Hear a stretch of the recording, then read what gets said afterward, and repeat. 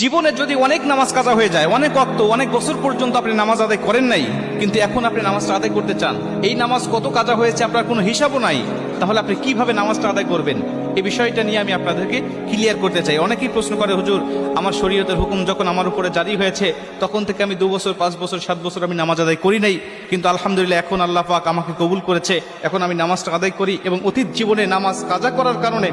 আমার ভিতরে অনুশোচনা আসছে, হুজুর নামাজগুলো আমি আদায় করতে চাই, কেমনে করে নামাজ আদায় করব? শুধু তওবা করলেই হয়ে যাবে নাকি আমাকে সেই নামাজগুলোকে হিসাব করে করে আমাকে পড়তে হবে? অনেকেই বলে, হুজুর হিসাব করা তো সম্ভব নয়, তাহলে কিভাবে নামাজটা আদায় করব? কারণ অল্প যদি ওয়াক্ত নামাজ কাজা হয়,